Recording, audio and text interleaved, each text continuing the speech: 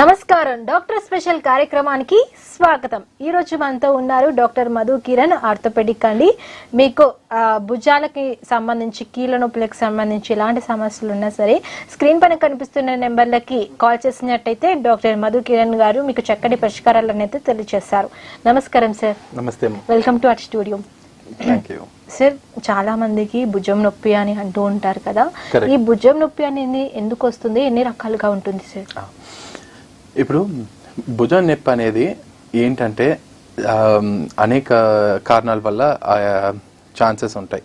So ఏంటంటే ఇప్పుడు younger age group వాళ్ళకి భుజం నొప్పి అయితే మోస్ట్లీ ఏంటి పడితే కానీ, లేకపోతే ఏమంటే వెయిట్లు ఎత్తితే కానీ జిమ్ముల్లో అట్లా, లేకపోతే ఏమంటే స్ప్రెయిన్ అయితే కానీ అట్లా నొప్పులు వచ్చే ఛాన్సెస్ ఉంటాయి. అదే కొంచెం వయసు కొంచెం పెద్దగా అయినప్పుడు, అంటే ఒక 50 ఏళ్ళ పైనుంచి ఎప్పుడైతే డయాబెటిక్ లేకపోతే వేరే కండిషన్స్ అన్నీ వచ్చేటప్పుడు అప్పుడు ఏంటంటే డీజనరేటివ్ కాసెస్ ఉంటాయి. అంటే ఏంటంటే ఇప్పుడు భుజం అనేది బేసిక్గా మాట్లాడాలంటే అది ఒక cup and saucer kind of a joint. అంటే ఏంటంటే భుజానికి కొంచెం ఇట్లా ప్లేట్ లాగా ఉంటుంది అండ్ బంతిలాగా మన షోల్డర్ వస్తుంది. సో దాని చుట్టూ చాలా కవరింగ్స్ ఉంటాయి, చాలా మసిల్స్ ఉంటాయి. దాని తర్వాత ఆ మసిల్ ఒకటే కాకుండా లోపల ఒక కవర్ లాగా ఒక బర్సా ఉంటుంది.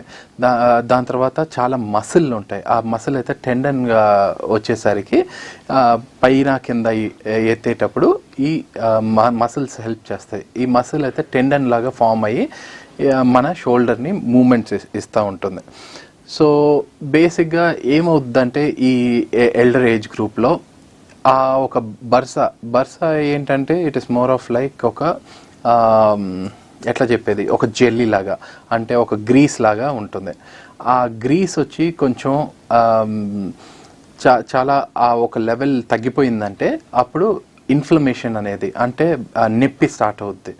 ఆ నొప్పి స్టార్ట్ అవటం వల్ల మన షోల్డర్ జాయింట్ దెబ్బతింటుంది. సో షోల్డర్ ఒకటే కాకుండా ఆ ఒక మసిల్ టెండన్ అయితే రప్చర్ అయ్యే ఛాన్సెస్ కూడా ఉంటాయి. లేకుంటే ఆల్సో మెడ నొప్పులు కూడా షోల్డర్ పెయిన్ లాగా కూడా చూపించే ఛాన్సెస్ ఉంటుంది. ఏంటంటే చాలామంది పెద్ద అయినాక ఈ షోల్డర్, నాకు మెడ నొప్పి ఉంది డాక్టర్, మెడ నొప్పి నుంచి షోల్డర్ దాకా పాకుతుంది, ఏంటది అంటే డిస్క్ ప్రాబ్లం వల్ల కూడా అయ్యే ఛాన్సెస్ ఉంటాయి అన్నమాట. సో ఈ ఒక షోల్డర్ పెయిన్ అయితే ఎప్పుడు ఉట్టి షోల్డర్లో నాకు నొప్పి ఉంది అంటే ఉట్టి షోల్డర్ ఒకటే కాదు, కింద ఎల్బో నుంచి మనం ఈ మన నెక్ వరకు ఎగ్జామిన్ చేసి చూస్తాం అన్నమాట. సో ఇక్కడ ఎక్కడ ప్రాబ్లమ్స్ ఉన్నా కూడా మన షోల్డర్ పెయిన్ లాగా మేనిఫెస్ట్ అవుద్ది అన్నమాట. మరి ఈ సమస్య అనేది ఎందుకు వస్తుంటుంది సార్? ఇప్పుడు ఈ ఎగ్జాంపుల్ ఒక పెరియాథరైటిస్ షోల్డర్ తీసుకుందాం. సో పెరియాథరైటిస్ షోల్డర్ అంటే ఏంటి, మన షోల్డర్ జాయింట్లో ఈ ఒక కండరాలు ఉంటాయి అన్నాను కదా, ఆ కండరాలు వచ్చి ఒక కవర్ లాగా ఫామ్ అవుద్ది అనమాట. సో ఆ ఇన్ఫ్లమేషన్ వల్ల ఎయిదర్ బియట్ షుగర్ అవుతాం వల్ల, లేకపోతే ఓవర్ యూస్ చేస్తాం వల్ల. ఇప్పుడు చిన్న ఏజ్లో ఉండేటప్పుడు చాలామంది ఈ జిమ్ అయితే చాలా హెవీగా చేస్తారు, లేకపోతే చాలా హెవీ పనులు, లేకపోతే ఎత్తుతాం చాలా స్ట్రాంగ్గా చేస్తారు, లేకపోతే అసలు వాళ్ళ కైండ్ ఆఫ్ పొజిషనింగ్ కూడా కరెక్ట్గా ఉండకపోయేసరికి ఏమవుద్దంటే షోల్డర్ జాయింట్ దెబ్బతింటుంది. సో అదైతే over a period of time, అంటే నిన్న మొన్న కాకుండా over a period of time ఒక 3 to 6 months వరకు ఇట్లా నొప్పి ఉంటే పెరుగుతూ ఉండేసరికి ఏమవుద్ది, లోపల మన ఇన్ఫ్లమేటరీ మీడియేటర్స్ అంటారు, అంటే కొంచెం కెమికల్స్ లాగా ఉంటాయి బాడీలో. ఆ ఒక కెమికల్స్ రిలీజ్ అయితే మన షోల్డర్లో నొప్పి పెరుగుతుంది. సో ఆ నొప్పి పెంచేటప్పుడు ఏమవుద్దంటే ఈ షోల్డర్ పైకెత్తడానికే కష్టపడతారు. కొంచెం ఇట్లా పైకెత్తుతంటే అప్పుడే అసలు అబ్బా నా వల్ల కుదరదు అని చాలామంది, మీ ఇళ్ళల్లో కూడా చాలామంది ఉంటారు అనమాట. అట్లా ఏజ్ కొద్ది అసలు పైకెత్తడానికే కష్టపడతాం. దాని తర్వాత అసలు ముందుకి వెనక్కి అసలు ఏమైనా చిన్న వస్తువు ఎత్తాలన్నా కూడా చాలా కష్టంగా ఉంటుంది. సో ఈ పెరియాథరైటిస్ అనేది ఒకటి సెట్ అయిందంటే అది మోస్ట్ ఆఫ్ ద టైమ్స్ మనం 100%లో ఒక 95% ఆఫ్ ద టైమ్స్ ఏమవుద్దంటే it's a self resolving disease అనమాట. అంటే ఏంటంటే ఫస్ట్ అయితే ఇన్ఫ్లమేషన్, అంటే నొప్పి స్టేజ్ ఉంటుంది. ఆ నొప్పి స్టేజ్లో అసలు మూమెంట్ చేస్తేనే నొప్పి ఉంటుంది. దాని తర్వాత నెక్స్ట్ స్టేజ్ అయితే ఆ ఒక మన మూమెంట్స్ అయితే రెస్ట్రిక్షన్ అయిపోతుంది. సో ఒక లెవెల్ తర్వాత మనం అసలు ఆ పేషెంట్స్ అయితే ఎత్తలేకపోతారు. లాస్ట్లో అయితే థాయింగ్ ఫేస్ అంటారు. థాయింగ్ ఫేస్ అంటే ఏంటంటే ఆ నొప్పి అయితే పూర్తిగా పోద్ది. కానీ ఈ ప్రాబ్లం ఏంటంటే మెనీ టైమ్స్ ఏంటంటే ఎత్తగలుగుతారు కానీ ఫుల్గా ఎత్తలేకపోతారు. ఎందుకంటే ఒక థాయింగ్ ఫేస్లో ఒక కవర్ లాగా ఉంటుంది అన్నాను కదా, అది చాలా టైట్ అయిపోయి దాని తర్వాత పైకి ఎత్తడానికే చాలా కష్టంగా ఉంటుంది. ఆ లిమిటెడ్ రేంజ్ ఆఫ్ మూమెంట్ ఉంటుంది. సో అట్లా మెల్లిమెల్లిగా అట్లా ఆ సైకిల్ రిపీట్ అవుతూ ఉంటే ఉండే కొద్దీ మన షోల్డర్ మూమెంట్స్ రెస్ట్రిక్ట్ అయిపోతాయి. అట్లా రెస్ట్రిక్ట్ అయిపోయినప్పుడు అప్పుడు వాళ్ళకి చాలా వరకు అంటే ఇప్పుడు దువ్వింతో దూకోవాలన్నా తల పైన ఎత్తాలన్నా చాలా నొప్పిగా ఉంటుంది. సో అట్లాంటి వాళ్ళు ఏంటంటే బేసిక్గా వాళ్ళు సొంత పనులు చేస్తానికి కూడా చాలా కష్టపడతారు ఈ కండిషన్లో అనమాట. ఓకే సార్, మరి ఇప్పుడు భుజం నొప్పి అన్నప్పుడు చాలా రకాల సమస్యలు ఉండొచ్చు. మరి ఇప్పుడు భుజం నొప్పి అన్నప్పుడు చిన్న పిల్లల్లోనే రావచ్చు, పెద్దవాళ్ళలోనే రావచ్చు. న్యాచురల్ గా ఈ భుజం పెయిన్ అవ్వచ్చు, ఈ కీళ్ళ నొప్పులు ఇలాంటివి సంబంధించి ఎవరికి ఎక్కువగా వస్తుంది సార్? ఇప్పుడు ఏంటంటే ఈ భుజం నొప్పి కానీ లేకపోతే ఈ కీళ్ళ నొప్పులు కానీ ఇదంతా ఏంటంటే అసలు ఇట్లా మల్టిపుల్ జాయింట్ పెయిన్స్ ఉండేటప్పుడు ఏంటంటే ఒక రుమటాయిడ్ అనే ఒక కండిషన్ ఉందన్నమాట. అప్పుడు ఇట్లా భుజం నొప్పులు కానీ కాళ్ళ నొప్పులు కానీ అన్ని నొప్పులు వస్తూ ఉంటాయి. ఓకే సార్, మన కాలర్ ఉన్నారు, కాలర్ తో మాట్లాడి కంటిన్యూ చేద్దాం. హలో హలో అండి, నమస్తే, మీ పేరు? కమలాకర్ రావు గారు, ఎక్కడి నుంచి కాల్ చేస్తున్నారండి? సిరిసిల్ల. ఓకే అండి, మన సిటీ విజన్ డాక్టర్ స్పెషల్ కార్యక్రమం చూస్తున్నారు కదండి? అవునండి. ఈ రోజు మనతో ఉన్నారు డాక్టర్ మధుకిరణ్ గారు, ఆర్థోపెడిక్ అండి. మీకు భుజంకి సంబంధించి, కీళ్ళ నొప్పులు, వెన్నుముకకు సంబంధించి ఎలాంటి సమస్యలు ఉన్నా సరే డాక్టర్ గారితో మాట్లాడొచ్చండి. మేడం నమస్తే అండి, చెప్పండి సార్. నమస్తే సార్. నమస్తే. ఇది ఒక 3 months నుండి ఓకే కుడి భుజము పైకి ఎత్తొస్తలేదు సార్. ఇప్పుడు మధ్యలో నుండి మోచేతి వరకు మధ్యలో నొప్పి ఉంటది. పైకి ఒక చేతి వెత్తాలంటే వెత్తరాదు, ఇంకో చేతి సహాయంతో పైకి ఎత్తుడు అవుతుంది. షర్ట్ వేసుకున్నా ఏది వేసుకున్నా కానీ. ఓకే, షర్ట్ వేసుకోవాలన్నా కష్టంగా ఉంది, దూకోవాలన్నా కష్టంగా ఉంది, అట్లా ఉందా సార్? అవునండి. ఏమిటి పడ్డారా అండి మీరు? అంటే కొంచెం 6 months కింద ఒకసారి కొంచెం గోడ ఇట్లా పడ్డట్టు అయింది మెట్టు దిగంగా. ఓకే, సో మీకు షుగర్ కానీ ఏమిటి ఉందా అండి? షుగర్ ఉందా అండి? సో ఇందాక చెప్తా ఉన్నాను కదా సార్, ఇప్పుడు ఏంటంటే ఈ ఒక భుజం నొప్పి ఎట్లా అంటే ఈ షుగర్ ఉండే వాళ్ళకి కానీ లేకపోతే థైరాయిడ్ ప్రాబ్లమ్స్ ఉండే వాళ్ళకి కానీ లేకపోతే చాలా ఎక్కువ పనులు చేసే వాళ్ళకి కానీ ఏమవుద్దంటే మీ భుజంలో ఒక కవర్ లాగా ఉంటుందండి. సో ఆ పెరియాథరైటిస్ షోల్డర్ అంటాం. సో ఆ పెరియాథరైటిస్ షోల్డర్లో ఏమవుతుందంటే మీకు ఉండే కొద్దీ స్లోగా పెరుగుతూనే ఉంటుంది ఒక 3 to 4 months. దాని తర్వాత స్లోగా మీ మూమెంట్ కూడా తగ్గిపోద్ది అనమాట. సో ఇప్పుడు మీకు తలపైకి ఏమిటి యాక్టివిటీ చేయాలన్నా కూడా చాలా కష్టంగా ఉంది కదా. సో దీనికి మీకు చక్కటి ఉపాయం ఏంటంటే మీరైతే కొంచెం పెయిన్ కిల్లర్స్ ఏమిటి తీసుకుని దాని తర్వాత యాక్చువల్లీ మనం ఫస్ట్ ఏం చేయాలంటే ఒక ఎక్స్రే ఫస్ట్ తీసుకోవాలండి. ఎక్స్రే తీసుకుని మనం ఫస్ట్ చూడాలి అసలు అది పెరియాథరైటిసా లేకపోతే ఏంటి అని ఎగ్జామిన్ చేసేటప్పుడు తెలుస్తుందండి. సో సపోజ్ మాత్రం అంటే మీరు చెప్పే కండిషన్ని చూస్తే అది మోస్ట్లీ పెరియాథరైటిస్ లాగా ఉంది.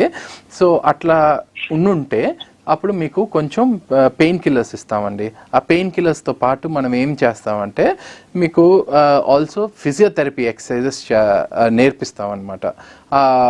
ఫిజియోథెరపీ చేసి ఈ మెడిసిన్స్ వేసుకుంటే ఒక 50 to 60% ఆఫ్ ద టైమ్స్ కంప్లీట్గా 60 కూడా కాదు, ఒక 80% ఆఫ్ ద టైమ్స్ అయితే కంప్లీట్గా తగ్గిపోయే ఛాన్సెస్ ఉంది. కానీ ఇదే నొప్పి మీకైతే చాలా కాలంగా ఉంది అంటే అప్పుడు మనమైతే ఫర్దర్గా మనం స్కాన్ తీయాల్సిన అవసరం ఉండొచ్చు సార్. సో అప్పుడు మనమైతే డిసైడ్ అవ్వాల్సిన పని ఉంటుందన్నమాట. అది అయితే ఫిజియోథెరపీ సార్ చెప్పండి సార్.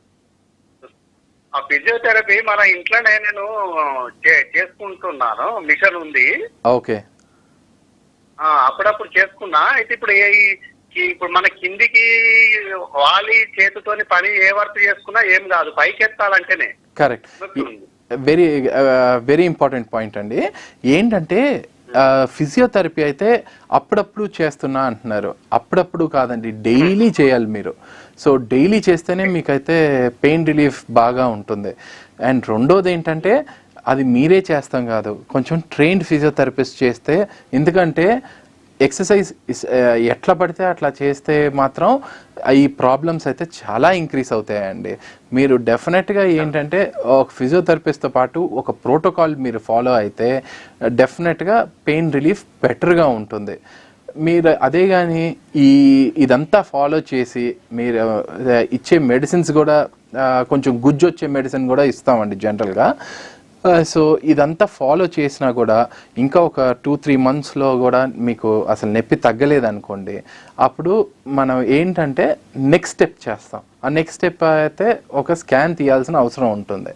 సో మీకైతే ఏమి లోపల వేరే ఎక్కడ చిరగలా లేకపోతే మీకైతే ఏమి ప్రాబ్లమ్స్ లేకుండా ఉందంటే అప్పుడు మనం ఏం చేయొచ్చు అంటే ఒక ఇంజెక్షన్ థెరపీ ఉందండి, పిఆర్పి థెరపీ అని ఉంటుంది. ఆ ఒక ఇంజెక్షన్ వేస్తే మీ ఆ గుజ్జు బాగా డెవలప్ అయ్యి దాని తర్వాత మీకు ఈ నొప్పి కూడా బాగా తగ్గే ఛాన్సెస్ ఉంటుంది. ఓకే అండి, thank you for calling. Doctor గారు చెప్పినట్టు పాటించండి, మీకు హెల్త్కి సంబంధించి చక్కటి పరిష్కారం అయితే ఉంటుంది. డాక్టర్ గారు చాలా మంది వన్ సైడ్ మెడ నుంచి భుజానికి పెయిన్ వస్తుంది అంటారు, వన్ సైడ్ అంటారు, 2 sides అంటారు. మరి మెడ నుంచి భుజానికి ఏంటి సార్ సంబంధం? ఇప్పుడు ఏంటంటే చాలా మంది అంటారమ్మా, డాక్టర్ నాకు మెడ నొప్పి ఉంది, మెడ నొప్పి నుంచి నాకు భుజం దాకా నొప్పి వస్తుంది, ఏంటి నా భుజమే కదా ప్రాబ్లం, మీరు నా మెడ ఎంత ఎగ్జామిన్ చేస్తారంటారు. ఏంటంటే ఇప్పుడు మన నరాలు అయితే మన మెడ నుంచి వచ్చేది ఒక్కొక్కటి కరెంట్ లాగా వైర్ లాగా వస్తూ ఉంటాయి. సారీ సార్, ఇదే విషయం కంటిన్యూ చేసే ముందు కాలర్ ఉన్నారు, కాలర్ తో మాట్లాడదాం sir. Hello. Hello madam. Hello అండి, నమస్తే. మీ పేరు? నా పేరు చిట్టమ్మ అండి మేడం. చిట్టమ్మ గారు ఎక్కడి నుంచి కాల్ చేస్తున్నారండి? ఆంధ్రప్రదేశ్ నుంచి, ఈస్ట్ గోదావరి మేడం. ఓకే అంటే మన డాక్టర్ స్పెషల్ కార్యక్రమం చూస్తున్నారు కదండి? అవునండి మేడం, చూస్తున్నాను. ఈ రోజు మనతో ఉన్నారు డాక్టర్ మధు కిరణ్ గారు, ఆర్థోపెడిక్ అండి. మీకు మెడకు, భుజానికి, మోకాలకు సంబంధించి, వెన్నుముకకు సంబంధించి ఎలాంటి సమస్యలు ఉన్నా సరే డాక్టర్ గారితో మాట్లాడొచ్చండి. నమస్తే అండి. నమస్తే డాక్టర్ గారు. చెప్పండి అమ్మా. నేను 2004 నుండి జాయింట్ పెయిన్స్ తో బాధపడుతున్నాను సార్. ఓకేనండి. హలో చెప్పండి అమ్మా, చెప్పండి సార్. అదేంటి మందులు వాడుతున్నానండి రొమటాలజిస్ట్ గారి దగ్గర నుండి. కానీ ఇవి మాత్రం నడవలేకపోతున్నాను సార్, మంచం మీద ఉంటున్నాను సార్. నా వయసు 66 సంవత్సరాలండి సార్. 66 సంవత్సరాలు అయిందా? సరే, షుగర్ బీపీ ఉందండి సార్. ఓకేనండి. ఇప్పుడు మీకైతే మోకాలు వంకర పోతాం గానీ, లేకపోతే కాలు వంకర పోతాం గానీ, లేకపోతే చెయ్యి వంకర పోతాం గానీ? మాంటలు ఎప్పుడో పోయాయండి సార్. ఇప్పుడు కదా ఎప్పుడో అది కొంచెం ఒడిదిరిపోయాయండి మోకాళ్ళు, అలాగా సన్నగా అయిపోయండి కింద, మోకాళ్ళ కింద ఇలా ఒడిగా వంకరపోయాయండి సార్. అర్థమైందమ్మా. ఇప్పుడు ఏంటంటే రుమటాయిడ్ అనేది మీకు ఆల్రెడీ మీ రుమటాలజిస్ట్ చెప్పుని ఉంటారు. ఈ రుమటాయిడ్ అనే ప్రాబ్లం అయితే ఒకసారి వచ్చిందంటే అది పోదమ్మా. అది మాత్రం మీరు క్లియర్గా అర్థం చేసుకోవాలి. సో ఏంటంటే ఈ రుమటాయిడ్ ఉండే పేషెంట్లు ఎవరికైనా అది కూడా మనం చేయాల్సిందల్లా ఏంటంటే ఆ రుమటాయిడ్ కండిషను చాలా పెరగకుండా ఉండేటట్టు చూసుకోవాలి. సో దానికి మనం DMRDS అని ఉంటుంది, డిసీజ్ మాడిఫైయింగ్ రుమటాయిడ్ డ్రగ్స్ అని. ఆ ఒక మెడిసిన్ అయితే మీరు వేసుకుంటా ఉండి రెగ్యులర్గా అది ఏ రోజు వదలకుండా ఆ ట్యాబ్లెట్లు వేసుకుంటా, దాని తర్వాత మీరు ఫిజియోథెరపీ చేస్తూ ఉంటే అసలు ఆ ఒక ప్రాబ్లం తగ్గుండేది. కానీ ఇప్పుడు మీరేంటంటే 66 ఏళ్ళు ఉంది, ప్లస్ మీకైతే అసలు కనీసం నడలేకపోతా ఉన్నారు. అట్లా ఉందంటే మాత్రం దాని మీనింగ్ ఏంటంటే మీకు ఆల్రెడీ ఒక జాయింట్స్ అన్నీ చాలా ఎఫెక్ట్ అయి ఉన్నాయి. సో మీ మోకాళ్ళు అవన్నీ చాలా వంకరపోయి ఉన్నాయి. దాని తర్వాత మీరు లెగ్స్ నుంచోలేకపోతున్నారు. అట్లా అంతా ఉందంటే మనం ఏం చేస్తామంటే మిమ్మల్ని ఫస్ట్ మీ ఎక్స్రేలు అవన్నీ తీస్తాం. ఆ ఎక్స్రేలు తీసి చూసి ఎంతవరకు మీ మోకాళ్ళు అరుగుదల ఉంది, లేకపోతే ఎంతవరకు వంకరలు పోయినాయి అవన్నీ చూసి, దాని తర్వాత బాగా అరుగుదల ఉంది, బాగా వంకరపోయి ఉంది అంటే అప్పుడు మనం ఆ ఒక డిగ్రీ ఆఫ్ కరెక్షన్ చూసుకుని మనం మోస్ట్లీ మోకాలు మార్పిడి ఆపరేషన్ చేయాల్సిన అవసరం ఉండొచ్చు. కానీ దానికి ఏంటంటే మనం కంపల్సరీ మిమ్మల్ని ఫుల్గా ఎగ్జామిన్ చేసి చూడాలమ్మా. సో అప్పుడు మనం చేయగలుగుతాం.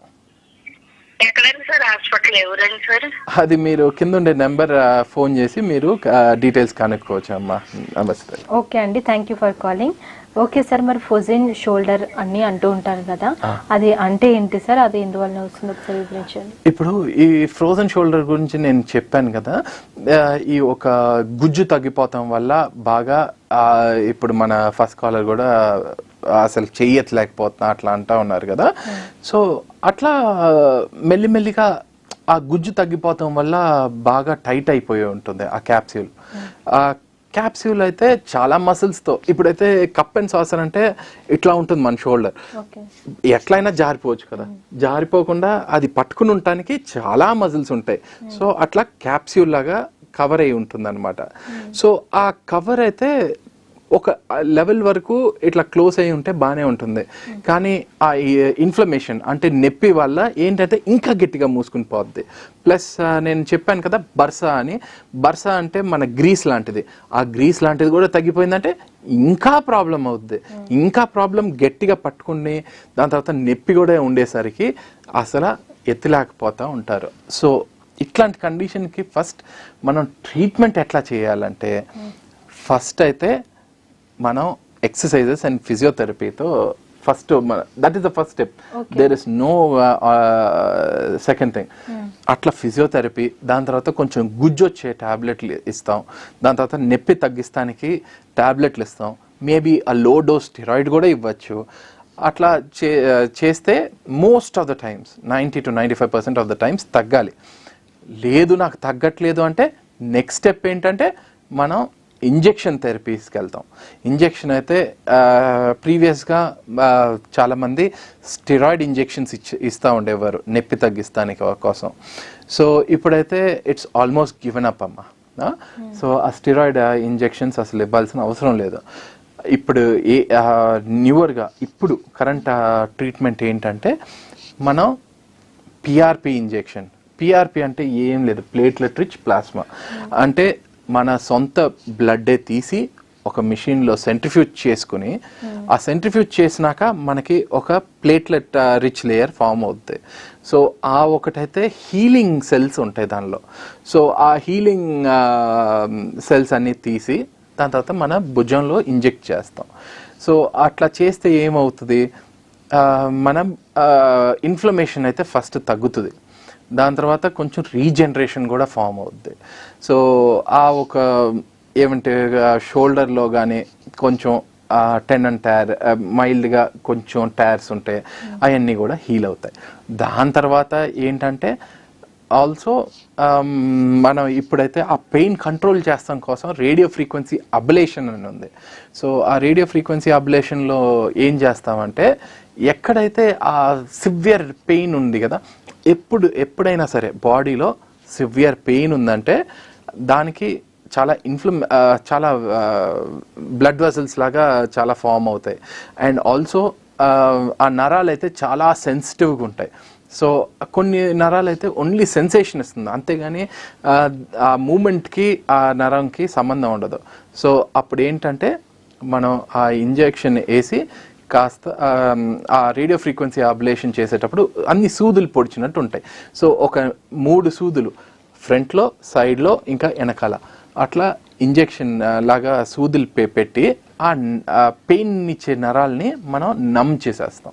సో అట్లా నమ్ చేసేస్తే ఇమీడియట్గా పెయిన్ రిలీఫ్ ఉంటుంది, ప్లస్ మనం ఆ పిఆర్పి వేసినప్పుడు హీలింగ్ స్టార్ట్ అవుద్ది, ప్లస్ ఆల్సో ఫిజియోథెరపీ చేస్తే స్లోగా ఆ మూమెంట్ రీగెయిన్ చేయొచ్చు.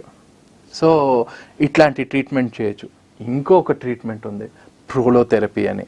ప్రోలోథెరపీ అంటే ఏంటంటే ఇప్పుడు చెప్పాను కదా, ఆ పొట్లం అయితే బాగా టైట్గా పట్టుకుని పోయి ఉంటుంది.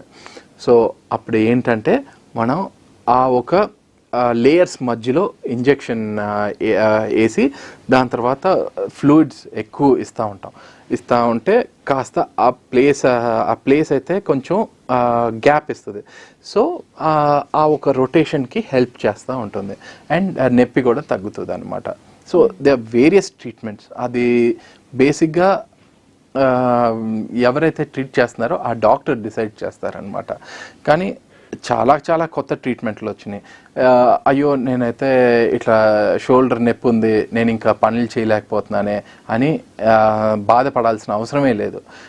ఈ ప్రాబ్లమ్స్కి డెఫినెట్గా మంచి సొల్యూషన్, చాలా సొల్యూషన్లు ఉన్నాయి ఇప్పుడంతా ఆ పెరియాథరైటిస్ షోల్డర్ అనే కండిషన్కి అనమాట.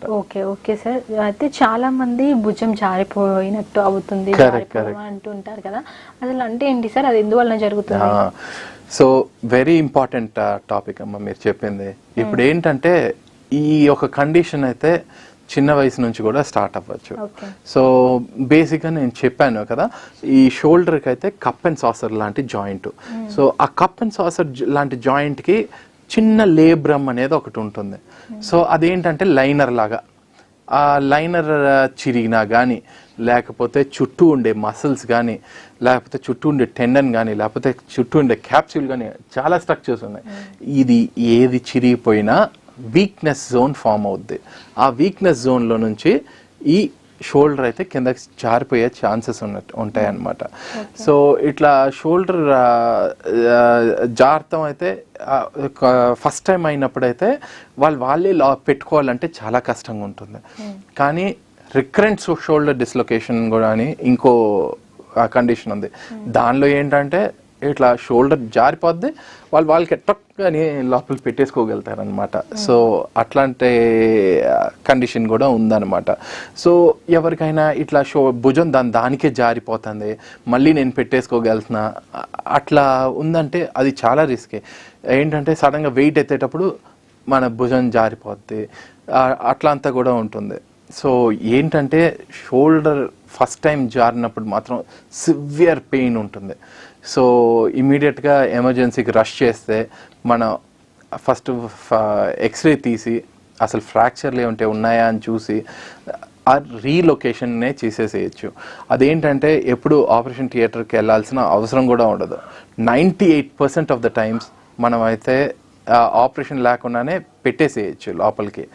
So 2 to 4% of the times ఏమవుద్దంటే అది ఇర్రెడ్యూసిబుల్ అంటారు, అంటే దానికి లోపలికి వెళ్ళే ఛాన్సెస్ చాలా తక్కువగా ఉంటుంది.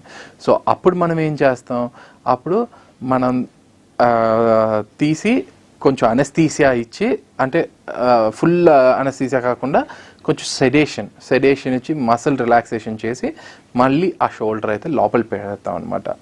సో ఇది ఫస్ట్ టైం అయిన వాళ్ళకి.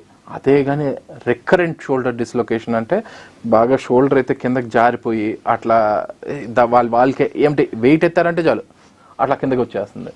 సో అట్లాంటి కండిషన్ ఉందంటే మాత్రం మనం చేయాల్సింది ఏంటంటే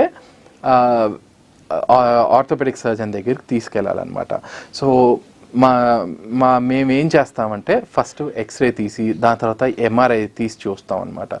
అప్పుడు ఎక్కడైతే టైర్ ఉంది, ఎంతవరకు మసిల్ పోయింది, ఉట్టి మసిల్ ఒకటే టైరా లేకపోతే దాంతోపాటు బోన్ కూడా కొంచెం ఏమంటే ఊడొచ్చిందా అవన్నీ చూసి దాని తర్వాత అది ఆర్థ్రోస్కోపీ. అంటే ఇప్పుడు లాప్రోస్కోపీ అంటే మన పొట్టలో చిన్న హోల్స్తో మనం చేసే సర్జరీ అనమాట అది. కానీ ఆర్థ్రోస్కోపీ అంటే అదే చిన్న హోల్స్ మనం షోల్డర్లో కానీ లేకపోతే మోకాల్లో కానీ లేకపోతే ఎక్కడైనా ఏ జాయింట్లో అయినా చేస్తే దాన్ని ఆర్థ్రోస్కోప్ అంటారు అనమాట. సో అట్లా ఆర్థ్రోస్కోపిక్గా రిపేర్ చేయగలిగే ఛాన్సెస్ ఉంటుంది. సో ఇది ప్రీవియస్గా ఒక జనరేషన్ బిఫోర్ అయితే ఏం చేసేవారంటే మొత్తం ఓపెన్ చేసి పెద్ద ఆపరేషన్ అయ్యేది. ఇప్పుడు అసలు అట్లాంటి పెద్ద ఆపరేషన్లే చేయాల్సిన అవసరం లేదు. ఇప్పుడు చిన్న హోల్తో ఇదంతా రిపేర్ చేసే ఛాన్సెస్ ఉంది. సో ఆ రికరెంట్ డిస్లొకేషన్ని మనం డిస్లొకేషన్ లేకుండా ఉండటానికి ఇట్లాంటి ఆపరేషన్స్ చేయొచ్చు. సో ఆపరేషన్ చేసి ఆ మసిల్స్ని కుట్టేసి అవసరపడితే సపోజ్ బోన్ బయటకు వచ్చిందా అప్పుడైతే మనం స్క్రూలు కూడా వేస్తాం అనమాట. సో ఏంటంటే బయోఅబ్జార్బుల్ స్క్రూస్ ఉన్నాయి, దాని తర్వాత లేటెస్ట్ ఆఫ్ ది స్క్రూస్ వచ్చినాయి. సో ఇట్లాంటివన్నీ యూస్ చేస్తే డెఫినెట్గా ఏమీ ప్రాబ్లం లేకుండా we can take care of these dislocations. Okay, మరి ఈ ప్రాబ్లం అనేది ఎక్కువగా ఏ వయసు వాళ్ళు వస్తుంది సార్? ఈ ప్రాబ్లం ఈ వయసులో వాళ్ళకే వస్తుందని ఏం లేదు. మోస్ట్లీ జనరల్గా ఏంటంటే ఈ ఒక 35-40 ఇయర్స్ ఈ పాపులేషన్కి ఏంటంటే ఇంజరీస్ వల్ల వస్తుంది. అదే కానీ ఓల్డర్ పాపులేషన్కి అయితే మోస్ట్లీ డీజనరేషన్ వల్ల వస్తుంది అనమాట. సో మోస్ట్లీ ఈ 40-45 ఇయర్స్ మధ్యలో ఉండే వాళ్ళకి చాలా కామన్ అనమాట. ఓకే, మరి ఈ ప్రాబ్లం రాకుండా ఉండాలి అంటే ఏం చేయాలి సార్? Very good question.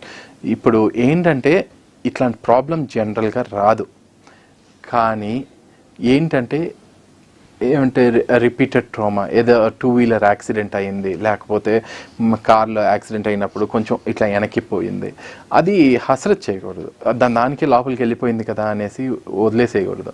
అదైతే ఫస్ట్ అయితే ఆర్థోపెడిక్ సర్జన్ దగ్గర చూపించి దీనికి ఉపాయాలు ఉన్నాయా లేకపోతే ఏమంటే మసిల్స్ ఏమంటే టైర్ ఉన్నాయా అవన్నీ చూస్తాం అనమాట. సో ఇనీషియల్గానే మనం అది రిపేర్ చేయగలిగితే బెస్ట్. లేదు దానికి రీలొకేట్ అయిపోయింది ప్లస్ మసిల్స్ అన్నీ బాగానే ఉన్నాయి అంటే అప్పుడు మనం ఇంటెన్సివ్ ఫిజియోథెరపీ పంపిస్తాం అనమాట. ఆ ఒక మసిల్స్ని బాగా స్ట్రెంగ్తన్ చేసుకోగలిగితే ఈ డిస్లొకేషన్ని కూడా అవాయిడ్ చేయొచ్చు. అదే కానీ నేను చెప్పాను కదా ఈ లేబ్రమ్ అనే ఒక లైనింగ్ లేయర్ ఉంటుందని, ఆ లైనింగ్ లేయర్లో ఎక్కడైనా చిరిగిపోయింది అనుకోండి అప్పుడు ఒక 6 అంటే ఇట్లా వాల్ క్లాక్ లాగా చూసుకుంటాం. దానిలో 6 o'clock నుంచి 3 o'clock లేకపోతే 3 to 9 అట్లా చిరిగిందంటే అది బ్యాంకార్ట్స్ లీషన్ అంటాం అనమాట. సో అదే కానీ ఆ చిరుదలతో పాటు బోన్ కూడా ఊడొచ్చిందంటే దాన్ని బోనీ బ్యాంకార్ట్ అంటాం. సో దానికైతే రిపేర్ అవసరం పడుతుంది. మనం బేసిక్గా ఏంటంటే కొంచెం ఆర్థ్రోస్కోపిక్ రిపేర్ చేయాల్సిన అవసరం ఉంటుంది. ఆ ఆర్థ్రోస్కోపిక్ రిపేర్ చేస్తే డెఫినెట్గా you can have a very healthy life. అసలు ఈ ప్రాబ్లం లేకుండా కూడా డీల్ చేసుకోవచ్చు అనమాట. ఓకే ఓకే సార్, మన డాక్టర్ స్పెషల్ కార్యక్రమంలో చిన్న విరామం తీసుకుందాం. విరామం తర్వాత మళ్ళీ కంటిన్యూ చేద్దాం సార్. షూర్. డాక్టర్ స్పెషల్ కార్యక్రమంలో చిన్న విరామం. మంగళవారం రోజు సిటీ విజన్ మీకోసం తీసుకొస్తున్న సరికొత్త ప్రోగ్రామ్స్. ఆ రోజుల్లో చాలా మంది గ్లామర్ హీరోయిన్స్ చాలా పెద్ద పెద్ద సినిమాల్లో నటించారు. ఆనాటి హీరోయిన్ ఈనాటి జనని అలనాటి సినిమాలనే బంపర్ హిట్ మూవీస్ గా మీ ముందుకు తీసుకొస్తున్నాం. చాలా మంది అగ్రతారలుగా సినీ ఇండస్ట్రీలో ఒక వెలుగు వెలిగిన తరువాత మాయమైపోయి మరలా రీఎంట్రీ ఇస్తున్నారు. అలనాటి హీరోయిన్ ని పరిచయం చేస్తుంది నాటి తార నేటి సితార. న్యూట్రిషన్ ఇచ్చిన సలహాలు మీ ముందుకు తీసుకొస్తోంది బ్యూటీ టిప్స్ లైవ్ షో. ఒక వ్యక్తి జీవిత చరిత్ర ఆధారంగా చేసుకుని ఒక సినిమాను తెర మీదకు తీసుకురావడాన్ని ఇది కథ కాదు. చాలా మంది హీరోయిన్స్ గ్లామర్ పాత్రలకే ప్రాధాన్యం ఇవ్వకుండా సహజంగా నటించే అటువంటి అందాల భామలు టాలీవుడ్ బుట్టబొమ్మ. ఈ మనసు ఎప్పుడు ఎలా మారుతుంది, ఏమి ఆలోచనలు చేస్తుంది అనేది ఎవ్వరికి తెలియదు. తెలుసుకోవాలంటే మగవ మనసు చూడాల్సిందే. బంధం అనేవి చాలా ఉన్నాయి. అమ్మా నాన్నలది, భార్యాభర్తల, అక్కా చెల్లెమ్మల, వదిన ఆడపడుచుల ఈ బంధాలు అనుబంధాలు. Don't miss it. Hello beautiful viewers, welcome to beauty tips.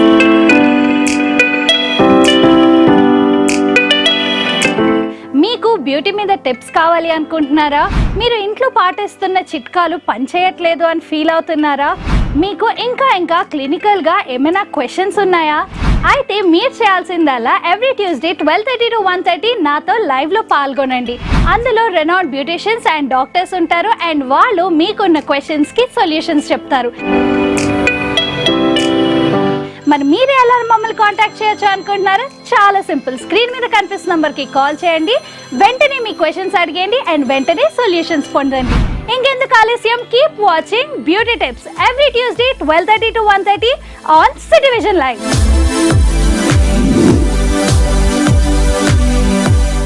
Hi viewers, city vision మీ ముందుకు తీసుకొస్తోంది సరికొత్తగా ఎన్నో వినూత్నమైన live shows. Monday to Wednesday phone కొట్టు గిఫ్ట్ పట్టు మీ ముందుకు వస్తోంది సిటీ విజన్ మీకోసం. సూత్రధారి 60లో 20 beauty tips live show. Be happy, be health. Hello city vision. So viewers, మరి ఇంకెందుకు ఆలస్యం, మీరు మాకు కాల్ చేయాల్సిన నంబర్ మండే టు వెడ్నెస్డే. సోమవారం రోజు సిటీ విజన్ మీ ముందుకు తీసుకురాబోతున్న ప్రోగ్రామ్. ప్రతి రోజుకు ఒక ప్రాముఖ్యత ఉంటుంది. Best of the day. ప్రతి డైరెక్టర్ కి ఒక heroine combination. Director heroine old is gold అంటారు. అలాంటి ప్రోగ్రామ్ గోల్డెన్ హిట్. ప్రతి హీరోయిన్స్ కి కొన్ని స్పెషాలిటీస్ ఉంటూనే ఉంటాయి. Celebrity life programme. ప్రతి సినిమా వెనుక ఒక స్టోరీ ఉంటుంది. ఆ డైరెక్టర్ స్పెషల్ కార్యక్రమానికి తిరిగి స్వాగతం. ఓకే డాక్టర్ గారు, సర్వైకల్ ప్రొలాప్స్ అని అంటూ ఉంటారు కదా, అంటే ఏంటి, అది ఎందువల్ల వస్తుంది ఒకసారి వివరించండి. కరెక్ట్. ఇప్పుడు సర్వైకల్ డిస్క్ ప్రొలాప్స్ అంటే ఏంటి? మెడలో ఉండే వెన్నుపూసలో మన రెండు వెన్నుకు మధ్యలో ఉండేదే అది డిస్క్ అంటారనమాట. సో అది షాక్ అబ్జార్బర్ లాగా ఉంటుంది. సో ఆ వెన్నుకిను డిస్క్కి వెనకాల అయితే మన స్పైనల్ కార్డ్ ఉంటుందన్నమాట. అండ్ సైడ్లో నుంచి నరాలు వస్తాయి. ఈ స్పైనల్ కార్డు, ఈ నరాలు అయితే డైరెక్ట్గా మనకి బ్రెయిన్ కనెక్ట్ అయి ఉంటుందన్నమాట. సో ఏంటంటే ఈ మెడలో ఉండే నరాల్ని ఏమవుతుందంటే ఈ ఒక షాక్ అబ్జార్బర్ లాంటిది కొంచెం డిస్క్ బయటికి వచ్చే ఛాన్సెస్ ఉంటాయి. సో అట్లా బయటికి వచ్చిందంటే ఏమవుతుందంటే మన నరాల్ని నొక్కుంటుంది. ఆ నరాన్ని నొక్కేసరికి ఏమవుద్ది, మన చేతులకి నొప్పి వస్తుంది. లేకపోతే అది ఆ పొజిషన్ కూడా చాలా ఇంపార్టెంట్ అనమాట. ఆ డిస్క్ అయితే సెంటర్లో ఉందంటే అప్పుడు మన ఫుల్ బాడీకే ఎఫెక్ట్ అయ్యే ఛాన్స్ ఉంటుంది. అదైతే సర్వైకల్ కెనాల్ స్టెనోసిస్ అంటారనమాట. సో ఇప్పుడైతే ఆ డిస్క్ అయితే ఏదో ఒక సైడ్, లెఫ్ట్ సైడో లేకపోతే రైట్ సైడో ఉంటే అప్పుడు ఏమవుతుంది, దాన్ని ఒక సైడ్ ఆ ఒక డిస్ట్రిబ్యూషన్, ఈ నరం అయితే ఎక్కడంతా పాకుతుందో అక్కడంతా నొప్పి పాకుతుంది అనమాట. సో అది సర్వైకల్ డిస్క్ ప్రొలాప్స్ అంటారు. ఇప్పుడు ఈ సర్వైకల్ డిస్క్ ప్రొలాప్స్ అయితే అసలు ఇంతకు అవుద్ది ఏంటి అని చాలామందికి డౌట్స్ ఉంటాయి. సో ఇప్పుడైతే ఏంటంటే ఈ సర్వైకల్ డిస్క్ ప్రొలాప్స్ అయితే ఇంతకు అవుతుందంటే మోస్ట్ ఆఫ్ ద టైమ్స్ చాలా థియరీస్ ఉన్నాయి. అదైతే హెరిడిటరీ వల్ల అవ్వచ్చు, లేకపోతే చాలాసేపు బెండ్ అవటం వల్ల అవ్వచ్చు, లేకపోతే ఏమంటే ఇంజురీ వల్ల కూడా అవ్వచ్చు. చాలా థియరీస్ ఉన్నాయి. కానీ దానికే డిస్క్ ప్రొలాప్స్ నాకు మాత్రం ఎందుకు అయ్యింది, వాళ్ళకి ఎందుకు అవ్వలేదు అనుకుంటే దానికి క్లియర్ కట్ ఎక్స్ప్లెనేషన్ అనేది లేదు. అది ఎవరికైనా అవ్వచ్చు, అది వీళ్ళకే అవుతుందని ఏం లేదు. ఈవెన్ జెనెటిక్స్ కూడా as it may play a role అని చాలామంది అంటారు, కానీ it is still under research అనమాట. సో ఈ డిస్క్ ప్రొలాప్స్ అయితే ఎట్లా అంటే ఈ సర్వైకల్ రీజన్ అంటే మనకి వెనకాల కింద కూడా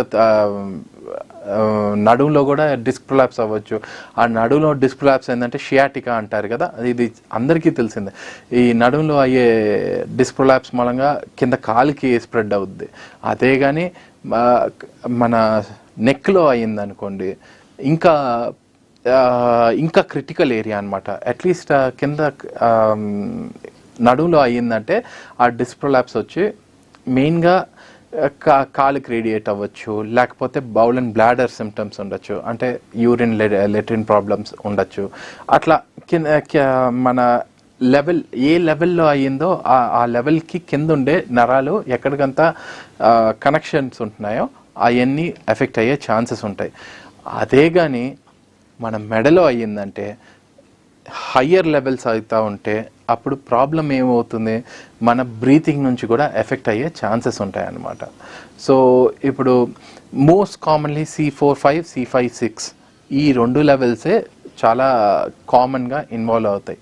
సో ఈ లెవెల్లో ఇన్వాల్వ్ అయిందంటే ఏంటంటే మన చెయ్యి ఇక్కడి నుంచి ఇట్లా ఒక లైన్గా నొప్పి వస్తూ ఉంటుంది. ఏదర్ చంక నుంచి వస్తుంది, లేకపోతే ఇట్లా చేతి నుంచి వస్తుంది అనమాట. సో అంత అదైతే ఒకలాగా గుచ్చినట్టు నొప్పి ఉంటుంది. సో దీనివల్ల సపోజ్ అది సైడ్లో ఉంది, ఒక సైడ్లో అంటే ఒక రైట్ సైడ్లో ఉంది అని అనుకుందాం అనుకో.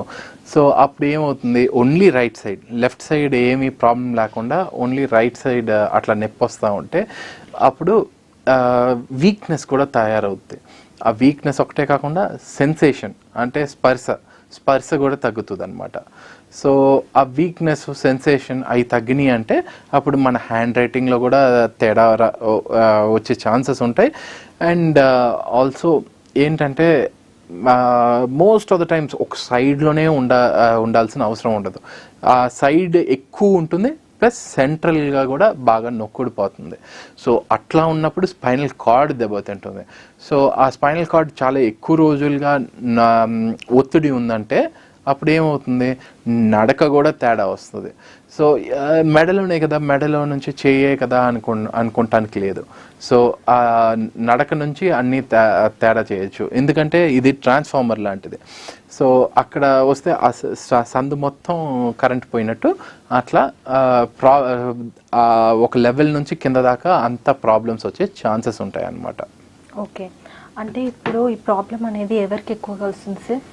ఈ ప్రాబ్లం అయితే యాక్చువల్లీ ఇనీషియల్గా ఎట్లా ఉండేదంటే ఒక 45-50 ఇయర్స్ నుంచి చాలా ఫ్రీక్వెంట్గా ఉంటుంది అని అనేవారు. కానీ ఈ కాలంలో ఏంటంటే ల్యాప్టాప్స్ ఎక్కువ అవటం వల్ల, ఫోన్లు ఎక్కువ కింద చూస్తాం వల్ల దానికి ఒక టర్మ్ కూడా ఉంది, టెక్స్ట్ నెక్ సిండ్రోమ్ అంటారు అనమాట. So text neck syndrome. So ఎక్కువసేపు ఇట్లా కింద కొంగేవాళ్ళు. ఇది ఇనీషియల్గా ఏంటంటే ఒక 20-30 ఇయర్స్ బ్యాక్ ఈ బ్యాంకర్స్లో ఎక్కువ ఉంటుంది, ఎక్కువ రాస్తారు కదా అట్లా అనేవారు. కానీ ఇప్పుడు ఏంటంటే ఇప్పుడు ఐటీ ప్రొఫెషనల్స్లో ఎక్కువైంది. సో అది వర్క్ ఫ్రమ్ హోమ్ స్టార్ట్ అయినప్పటి నుంచి ఏంటంటే మన ఐటీ ప్రొఫెషనల్స్కి అయితే బాగా ఈ మెడ నొప్పి, ఈ చేయి నొప్పి ఇదంతా చాలా ఫ్రీక్వెంట్ అయిపోయింది. అది ఆ నెక్ స్ట్రెంథనింగ్ అవన్నీ కూడా లేకపోయేసరికి ఇంకా ఎక్కువ ప్రాబ్లమ్స్ చాలా ఫ్రీక్వెంట్గా ఎన్కౌంటర్ అవుతా ఉన్నా అనమాట. సో ఇప్పుడు ఏజ్ అయితే 45+ నుంచి వచ్చేది ఇప్పుడు ఆల్మోస్ట్ 25 ఏజ్ నుంచి కూడా మొదలైంది అనమాట. అది టెకీస్ మన ఐటీ ప్రొఫెషన్లో ఉండే వాళ్ళు చాలా వరకు ఈ ఫోన్లు, ల్యాప్టాప్ల వల్లే ఇట్లాంటి దీనివల్ల వాళ్ళకి ఎక్కువ అయిపోయింది ఈ ప్రాబ్లమ్స్. అవును, అయితే ఇప్పుడు ఐటీ ప్రొఫెషన్సే కదా సార్, అంటే ఇప్పుడు వాళ్ళు 24 గంటలు సిస్టమ్ ముందు కూర్చోడం వల్ల ప్రాబ్లం రావచ్చు. స్టూడెంట్స్ కూడా సార్ స్కూళ్ళల్లో అవ్వచ్చు, ఇంట్లో అవ్వచ్చు, ట్యూషన్స్ టైంలో అవ్వచ్చు, బుక్ ఇలా ముందు పెట్టుకొని ఇలా చదవడం వల్ల ఇలా పెయిన్ రావడం అనేది జరుగుతుంది. అంటే చిన్నపిల్లలు కూడా బాగా ఫోన్స్ అలవాటు అయినాయి ఇప్పుడు స్కూల్లో ప్రాజెక్ట్స్ ఇవ్వడం వల్ల, ఇవి లేదంటే ఏదైనా వర్క్ చెప్పినప్పుడు ఫోన్ యూస్ చేస్తూ ఉంటారు కదా, 24 గంటలు వాళ్ళు ఫోన్ చూడడం వల్ల అవ్వచ్చు, బుక్ చూడడం వల్ల అవ్వచ్చు, ఇలాంటి ప్రాబ్లమ్స్ ని ఫేస్ చేస్తూ ఉంటారు కదా. మరి వాళ్ళు ఎలాంటి జాగ్రత్తలు తీసుకుంటే బాగుంటుంది అంటారు సార్? ఇప్పుడు ఒకటి ఈ చిన్నపిల్లల్లో ఏంటంటే ఈ ఒక డిస్క్ అన్నాను కదా, షాక్ అబ్జార్బర్, అది హైడ్రేషన్ అంటే నీళ్ళు కంటెంట్ అయితే ఎక్కువ ఉంటుంది. సో వాళ్ళకి ఈ ఒక డిస్క్ డీజనరేషన్ అంటే ఆ డీహైడ్రేషన్ అంటే ఆ ఒక వాటర్ కంటెంట్ తగ్గేది చాలా తక్కువ. So before the age of 20 ఏంటంటే వాళ్ళకి ఎంత వంగి చదివినా అదంతా ప్రాబ్లం పెద్దగా ఉండదు. కానీ ఇప్పుడు ఎక్సెస్గా ఏదైనా చేస్తే చిన్నపిల్లల్లో కూడా నొప్పిలు వస్తున్నాయి. సో ఈ నొప్పి ఎట్లా అంటే అంతంతసేపు వంగి చదివేటప్పుడు తల్లిదండ్రులు అయితే చేయాల్సిందల్లా ఏంటంటే ఈ పిల్లలకి నేర్పియాలి. ఎందుకంటే ఇప్పుడు నోట్బుక్స్ ఒకటే కాకుండా ల్యాప్టాప్స్లోనూ చేస్తున్నారు, ఐప్యాడ్స్లోనూ చేస్తున్నారు, ఫోనుల్లో కూడా చేస్తున్నారు. అసలు ఫోనుల్లో వాళ్ళ అసైన్మెంట్స్ చేస్తాం చాలా చాలా తప్పు. అది ఏంటంటే ఫోన్లో ఉండేది స్క్రీన్ సైజ్ చిన్నది, ప్లస్ కింద కొంగి చేసేటప్పుడు ఇంకెక్కువ మెడ నొప్పి వస్తుంది అనమాట. సో ఈ పిల్లలకి చేయాల్సిందల్లా ఏంటంటే ఫస్ట్ ఎడ్యుకేషన్, వాళ్ళకి చదివేటప్పుడు ఎట్లా కూర్చోవాలి అని నేర్పియాలి. సో బేసిక్గా ఏంటంటే కింద కూర్చుంటాం, లేకపోతే మంచం మీద కూర్చుని చదువుతాం, ఇవన్నీ అసలు అవాయిడ్ చేయాలి. సో పిల్లల్ని ఎయిదర్ స్టడీ టేబుల్ మీద కూర్చోమనాలి, లేకపోతే అందరి ఇంట్లో ఉండే డైనింగ్ టేబుల్లో అయినా కూర్చుని వర్క్ చేసుకోమని చెప్పాలి. అది ఫస్ట్ పాయింట్.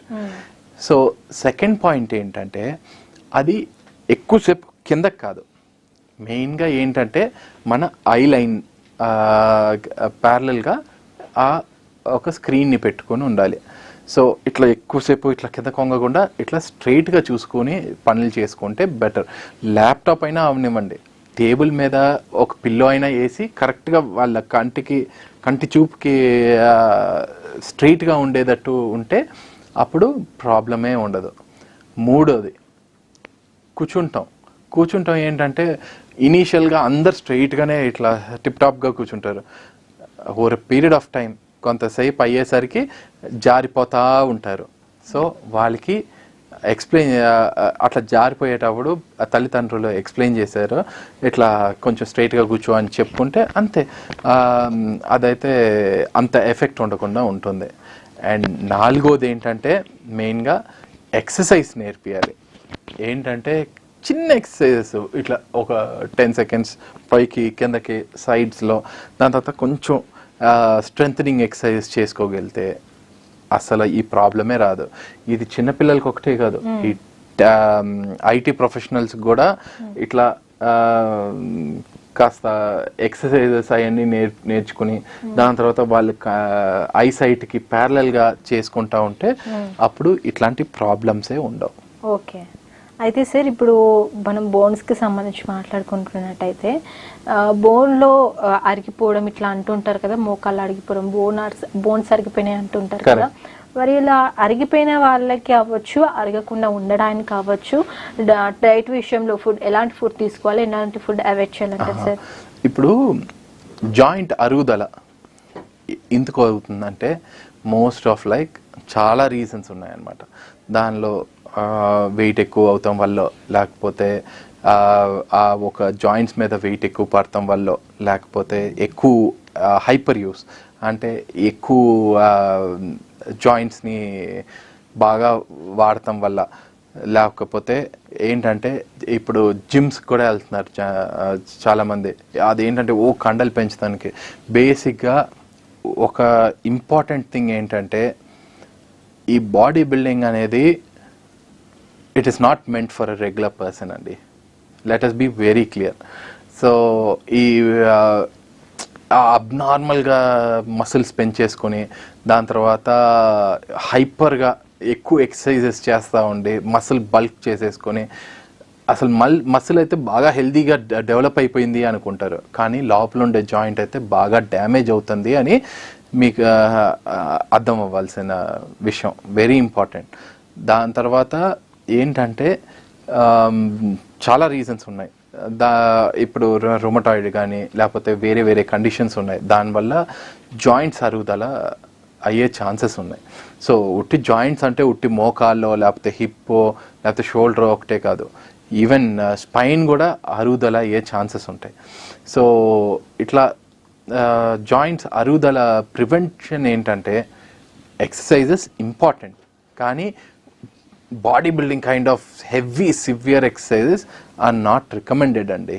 అదేంటంటే ఇది ఇప్పుడు అందరూ ఏమి ఈ ఫిల్మ్ ఇండస్ట్రీలో లైక్ మనమైతే అంత బైసెప్స్ పెంచేసుకుని ఈ ఒక సూపర్ హీరో లాగా ఉండాల్సిన అవసరం లేదు.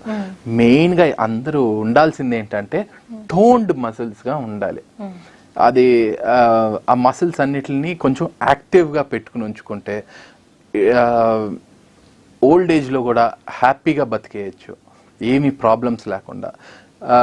అండ్ దెన్ ఒబిసిటీ ఏంటి, ఉట్టి లావ్ అవుతాం ఒకటే కాదు, లావుగా ఉండే వాళ్ళకి కంటిన్యూస్ స్టేట్ ఆఫ్ ఇన్ఫ్లమేషన్లో ఉంటారు.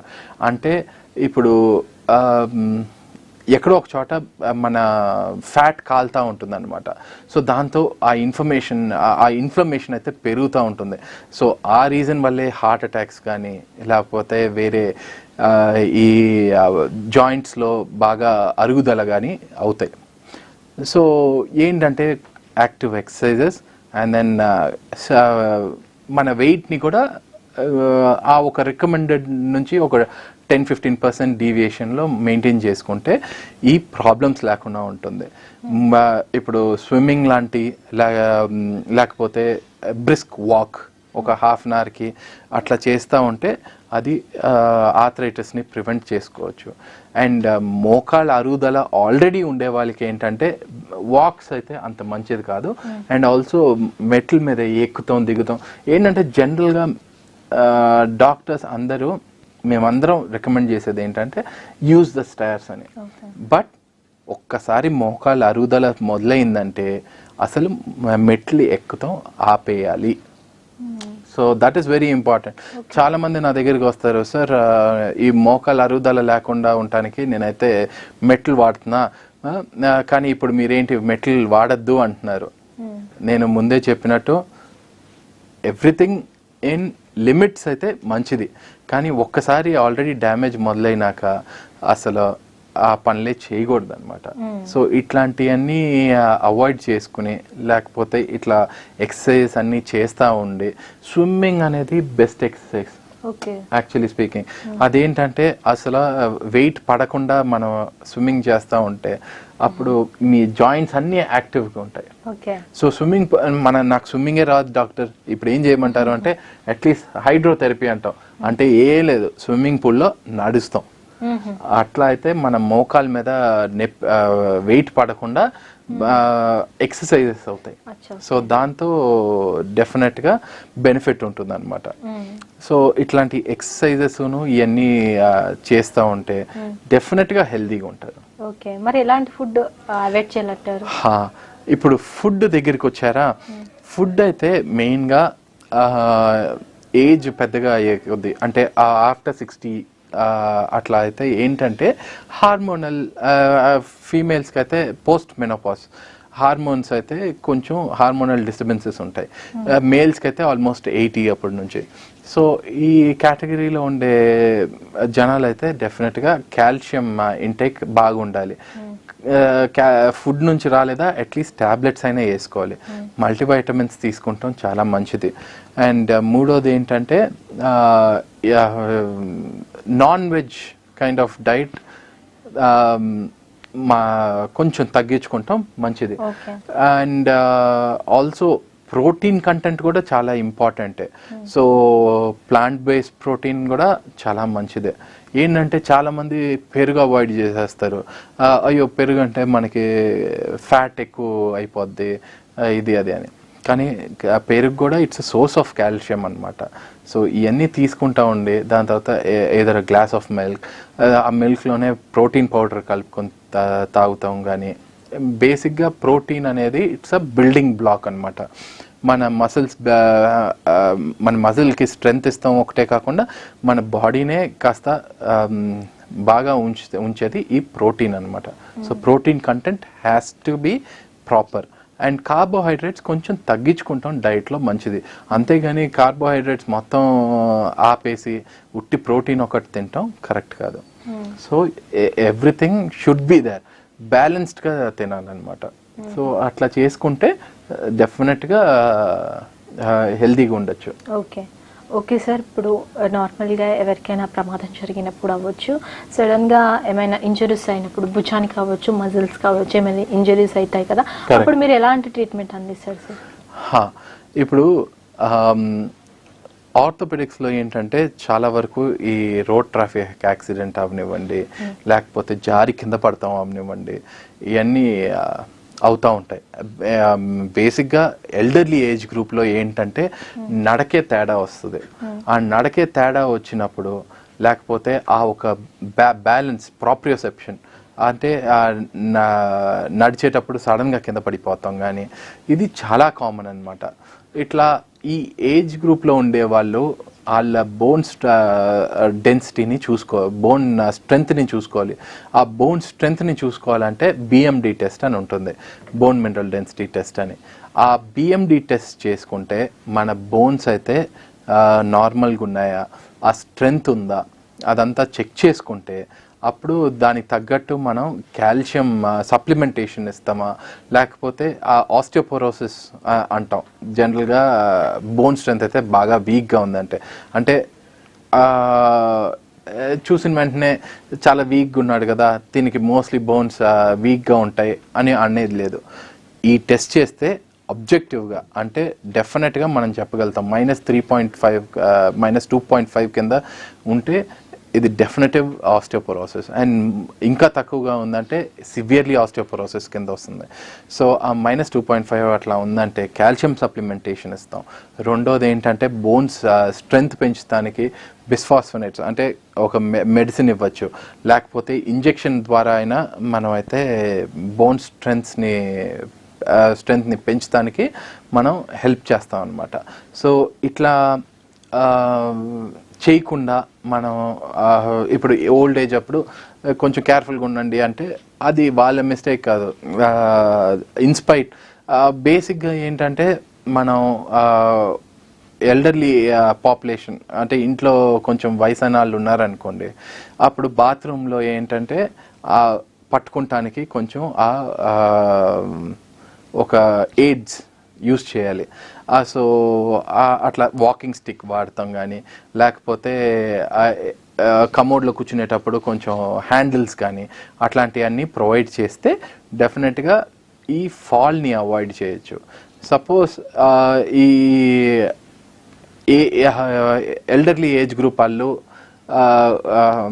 ఇట్లా పడ్డారంటే చిన్నపిల్లలు పడ్డారంటే జస్ట్ ఊరికే మసలు దెబ్బ వస్తుంది అంతే. కానీ ఈ ఏజ్ పెద్దగా అయ్యే కొద్దీ ఈ ఒక చిన్న ఫాల్ జస్ట్ బాత్రూంలో స్లిప్ అయి కింద పడితే కూడా చాలు ఈ తొంటి బోన్ ఇరుగుతాం కానీ, లేకపోతే ఈ తొడబోన్ అయితే చాలా బాడీలోనే ఉండే స్ట్రాంగెస్ట్ బోన్ అనమాట. ఆ బోన్ కూడా ఇరిగే ఛాన్సెస్ ఉంటాయి. ఎక్కడైనా ఏ బోన్ అయినా ఇరిగే ఛాన్సెస్ ఉంటాయి. సో బేసిక్గా ఏంటంటే ఇప్పుడు ఈ బోన్స్ ఇరిగినప్పుడు ఒక్కొక్క టైప్ ఆఫ్ ట్రీట్మెంట్స్ ఉంటాయి. కొన్నిసార్లు అయితే మనం POP పెట్టి ట్రీట్ చేస్తాం. కొన్నిసార్లు కంపల్సరీ ఆపరేషన్ చేయాల్సిన ప్లేట్ పెట్టాల్సిన అవసరం ఉండొచ్చు. కొన్నిసార్లు ఏంటంటే ఈ హిప్లో ఫ్రాక్చర్ అయిందంటే దానికి మనం అయితే బంతిని మార్చే ఆపరేషన్లు కూడా ఉంటాయి. It depends from one type of surgery to another. Okay, అదనమాట. అంటే మరి ఇప్పుడు వన్స్ సర్జరీ అయిన తర్వాత ఎలాంటి జాగ్రత్తలు తీసుకోవాలి? ఇప్పుడు ఏంటంటే ప్లేట్ పెట్టిన సర్జరీ చేసామంటే మనమైతే వెయిట్ బేరింగ్ అంటే ఒక ఏ కాల్లో అయితే ఫ్రాక్చర్ అయింది అదంతా అంటే వాటి మీద 3 to 6 weeks depending or sometimes 8 weeks వరకు వెయిట్ ఏమి ఇవ్వకుండా ఉంటాం. సో అప్పుడైతే ఆ ఒక వాకర్ని వాడమని చెప్తాం. ఆ వాకర్ వాడి వాళ్ళు దాంతో నడుస్తూ ఉంటారు. అండ్ ఆల్సో ఏంటంటే స్లోగా ఆ జాయింట్స్ అన్ని స్టిఫ్గా అవనివ్వకుండా మనమైతే కొంచెం ఆ జాయింట్స్ దగ్గర కొంచెం బాగా మూమెంట్ ఎంకరేజ్ చేస్తాం.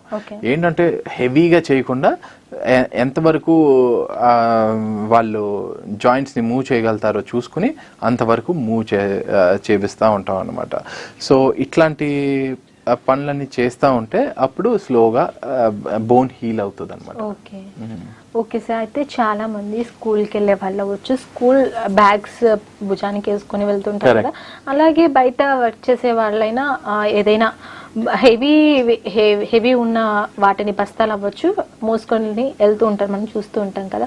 మరి అలాంటి వారికి ఏమైనా ప్రాబ్లమ్స్ వచ్చే అవకాశాలు ఉన్నాయి? ఏంటంటే ఇప్పుడు స్కూల్ పిల్లలు ఉన్నారు, స్కూల్ పిల్లలకి అయితే heavy bags are not recommended. Maximum అయితే వాళ్ళ వెయిట్ నుంచి ఒక 15% ఆఫ్ ద బాడీ వెయిట్, అంటే ఒక 50 kgs చైల్డ్ ఉన్నాడంటే ఒక 5 కిలోలు లేకపోతే మాక్సిమం ఒక 7 kilos దాకా మనం అక్సెప్టబుల్గా ఉంటుంది. సో ఇట్లా బ్యాగ్స్ క్యారీ చేయాలి, అంతేగాని మొత్తం ఒక 10-15 kilos క్యారీ చేస్తే అసలు వాళ్ళ స్పైన్కి కూడా మంచిది కాదు. సో ఆ స్కూల్లో అందుకనే ఇంత ఒక 2-3 సబ్జెక్టులు ఉన్నాయి, ఆ 2-3 సబ్జెక్టులే క్యారీ చేయండి, అంతేగాని మొత్తం ఫుల్ బ్యాగ్ అంతా అన్ని సబ్జెక్టులు వేసుకుని వెళ్తా ఉంటే అసలు అది కరెక్ట్ కాదనమాట. అట్లా క్యారీ చేసుకుని వెళ్తా ఉంటే వాళ్ళకి స్పైన్ ప్రాబ్లమ్స్ వస్తాయి. So have to reduce some weight అనమాట.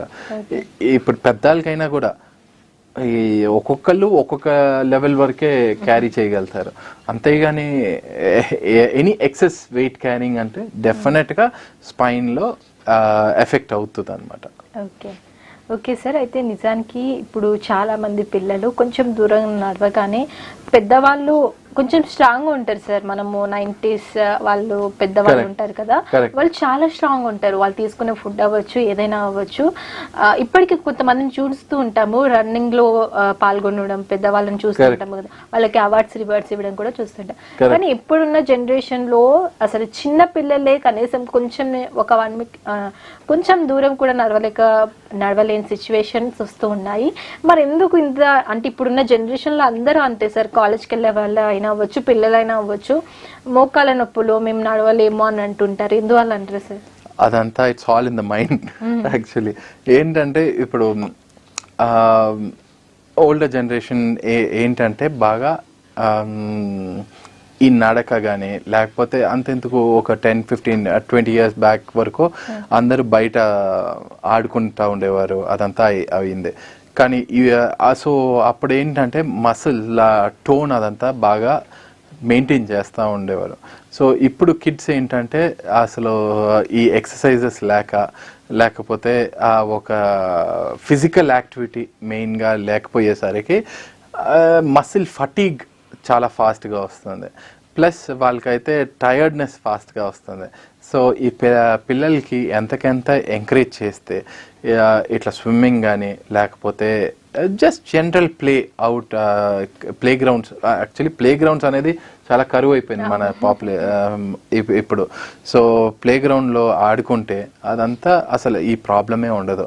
సో బేసిక్గా పేరెంట్స్కి చెప్పాల్సింది ఏంటంటే వీడియో గేమ్స్ ఇచ్చే కంటే బయటికి వెళ్ళి ఆడుకో అని చెప్తే డెఫినెట్గా ఈ పిల్లలకి చాలా బెనిఫిట్ ఉంటుంది. ఓకే సార్, మరి ఫైనల్గా ఎవరికైనా అవ్వచ్చు మోకాల నొప్పులు, ఇలా కీళ్ళ నొప్పులు, చేతులు కీళ్ళ నొప్పులు, జాయింట్ పెయిన్స్ అని అంటుంటారు కదా, వాళ్ళు ఎందుకు అలా అంటుంటారు, వాళ్ళకి జాగ్రత్తలు ఎలా తీసుకోవాలంటారు? ఇప్పుడు మల్టిపుల్ జాయింట్ పెయిన్స్ ఉన్నాయంటే కీలవాతం అంటారమ్మా. సో ఈ రుమటాయిడ్ కైండ్ ఆఫ్ ప్రాబ్లమ్స్ ఉండే వాళ్ళకి బేసిక్గా ట్రీట్మెంట్ అనేది ఉంది, కానీ long term almost life long continue చేయాల్సిన అవసరం ఉంటుంది. ఇదైతే రేపు తగ్గిపోద్ది ఎల్లుండి తగ్గిపోతుంది అట్లా కాదు, ఏంటంటే వీళ్ళు రెగ్యులర్గా ఫిజియోథెరపీ అవన్నీ కూడా చేస్తూ ఉంటే ఈ ప్రాబ్లమ్స్ లేకుండా ఉంటుంది. Okay sir, super. మన స్టూడియోకి వచ్చి మన డాక్టర్ స్పెషల్ కార్యక్రమంలో పాల్గొని చాలా విషయాలు తెలియజేశారు సార్. Thank you. ఇది ఇవాళ డాక్టర్ స్పెషల్ కార్యక్రమం. మరో కార్యక్రమంలో మళ్ళీ కలుసుకుందాం. అప్పటి వరకు సెలవు.